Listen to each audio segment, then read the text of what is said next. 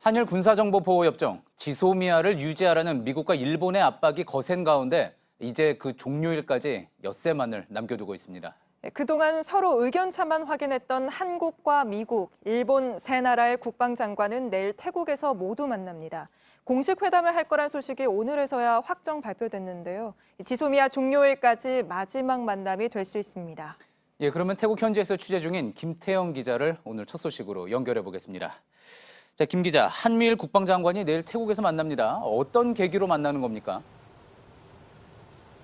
네, 내일 이곳 태국 방콕에서 아세안 확대 국방장관 회담이 열립니다. 이 아세안 회원국들을 비롯해서 한미일 등 주요 8개국의 국방수장들이 한자리에 모이는 건데요. 이 방위비 문제나 지소미아 문제가 워낙 시급한 현안인 만큼 한미일 3자 회담과 한일 회담이 따로 열리기로 했다는 사실이 오늘에서야 공식적으로 확인이 됐습니다.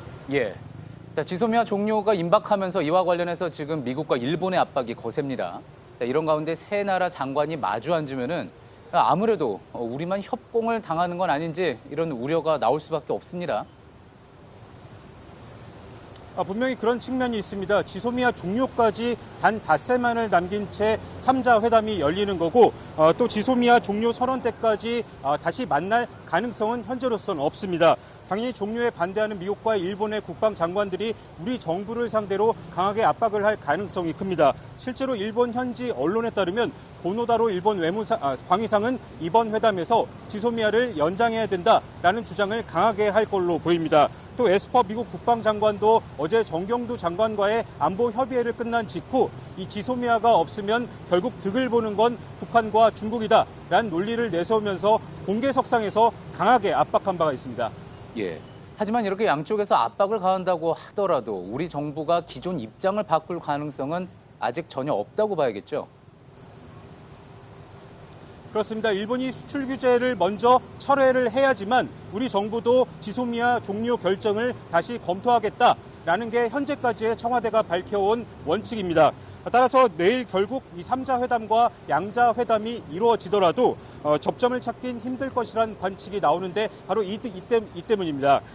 다만 미국 내에선 조심스럽게 낙관론도 나오고 있습니다. 미 국무부 고위 당국자가 기자 간담회에서 이 한일 양국 간 움직임이 있느냐는 질문에 오랫동안 뱃머리가 내려갔는데 올라오기 시작했다라는 비유를 들었습니다.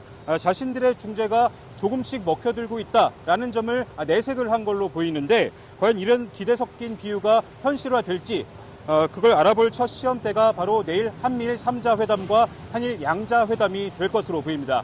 예, 그럼 내일 회담 소식도 구체적으로 잘 취재해서 전해주기 바랍니다. 태국 방콕에서 김태영 기자였습니다. 이런 가운데 미국이 일본에도 4배에 달하는 방위비 분담금 인상을 요구하고 있다는 보도가 나왔습니다.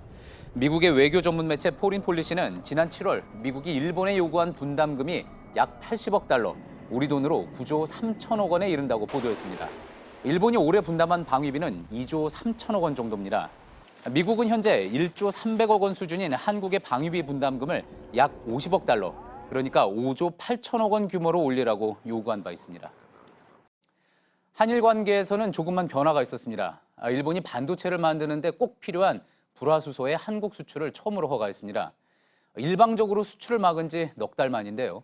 하지만 규제를 완전히 푼 게 아니라서 세계 무역기구 WTO를 의식한 꼼수라는 지적이 많습니다. 전다빈 기자입니다. 일본 정부가 반도체 생산에 필수적인 액체 불화수소의 한국 수출을 허가했습니다. 한국에 대한 3대 핵심 소재의 수출을 규제하겠다고 발표한 지 4개월 만에 처음입니다.